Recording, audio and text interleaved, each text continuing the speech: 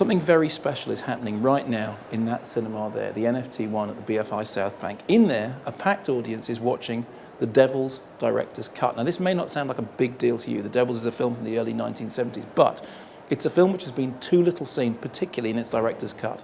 In fact, the first time the director's cut was ever shown was about 5 years ago in that very screening room when I co-curated a season of horror movies, and the jewel in the crown of our programme was the director's cut premiere, with Ken Russell introducing the film and his editor Mike Bradsell there to share the applause and the standing ovation which greeted the movie. We expected at that point that the film was about to be released on DVD, and yet strangely, that DVD release never happened. Why? Well, perhaps because the studio that owned the movie were as nervous about it now as they had been back in the 1970s. But recently the film has had a few authorised screenings, and it's really important that it gets seen by more people. Why? Well, let's have a look.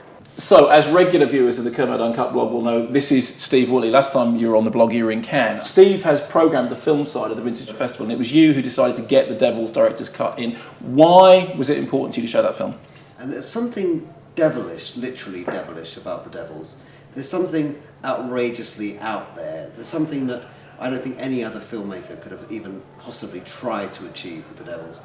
You know, Ken decided to take on this completely madcap story and make it with such a sense of frightening relish, as if he was really, really enjoying splitting the church apart and really saying, look at the hypocrisy of the church, look at the hypocrisy of these events. I think the combination for me of Ken Russell at his most devil-may-care and beautifully visual and phenomenally outrageous and controversial, and Oliver Reed also at the real pinnacle. Yeah, absolutely. It's his best performance, I think. Yeah, it's a fantastic performance. His scarifying, you know, that manic look of I actually will take anything on.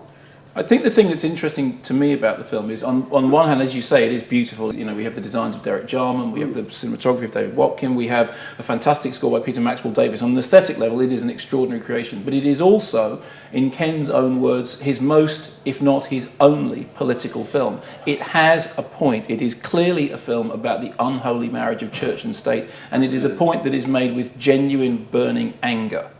Yeah, I couldn't agree more, and I think that, you know, like the early TV programs that Ken did, which had a more of a political edge, this one is overt, and it is very much a film that has been dogged by censorship over the years. How important is it, in your mind, that people get to see this, in my opinion, British masterpiece? This is a great moment, I think, for people to realise that this movie is a film that should be widely distributed, should be widely seen, should be brought out on video. I'm shocked and quite amazed, looking into the screening, of the fact that this isn't available, widely available.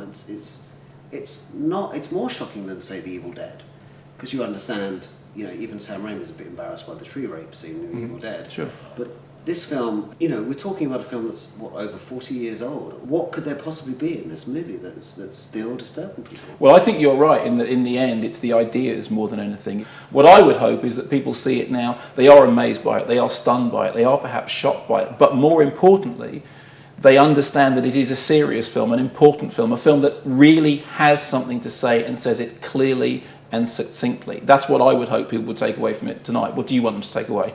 I think all of that. He loves this movie so much, it's great. I'm really happy that The Devils is playing in that cinema, a packed cinema right now to a couple of hundred people. But you know what will make me really happy?